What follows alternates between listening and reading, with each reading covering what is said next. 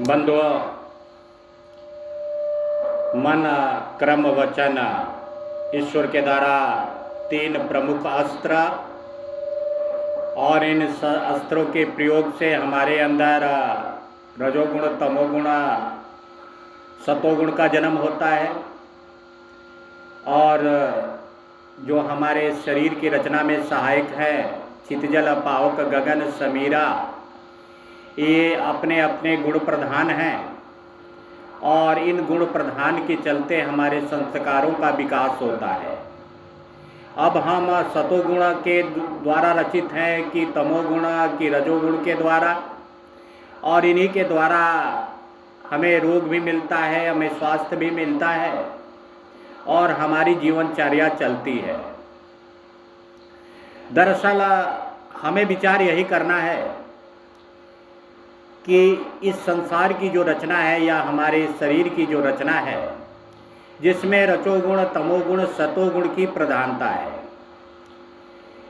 सुबह से उठकर रात तक इस बारे में चिंतन करना चाहिए, सोचना चाहिए कि कैसे विचार के हम आदमी हैं, हमारे अंदर कैसा विचार पनपता है, और इस विचारों को काबू में करने के लिए हमें अपने जो शुरू के तत्व हैं, चितजल, पावक, गगन, समीरा, हमारे अंदर किस तत्व का कितनी अधिकता है, कितनी कमी है, इस पर हमें विचार करना चाहिए, सोचना चाहिए। क्योंकि हर तत्व के अपने अपने गुण हैं। जैसे पृथ्वी तत्व है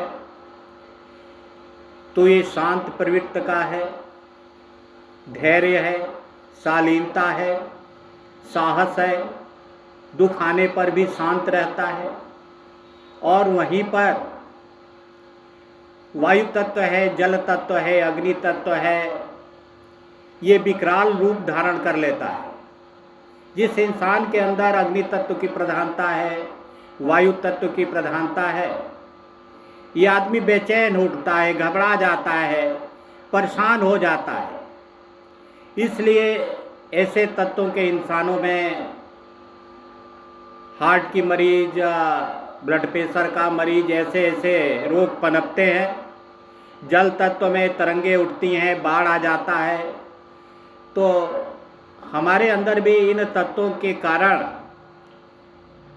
हमारे विचार बदलते रहते हैं। कभी हम घबरा जाते हैं, कभी शांत हो जाते हैं, कभी बेचैन हो जाते हैं, कभी क्रोधित हो जाते हैं। इन तत्वों के चलते हमारे अंदर ये होता है। अब उन्होंने कहा कि भैया हमें इसको सुधारना होगा। तो सुधरेगा कब? जब हमारे अंदर सतोगुण है, रजोगुण है, तमोगुण है, तो अपने अंदर हमें सतोगुण का विकास करना पड़ेगा। और अगर हम सतोगुण का विकास करते हैं तो हमारा शरीर स्वस्थ रहता है, शांत रहता है, धैर्यशील रहता है, सुखमय जीवन व्यतीत करता है। हमारे धर्मशास्त्रों में इसी की व्याख्या की गई। यही धर्म का निचोड़ है, हिंदू धर्म का, और इसी पर हमें चिंतन भी करना चाहिए।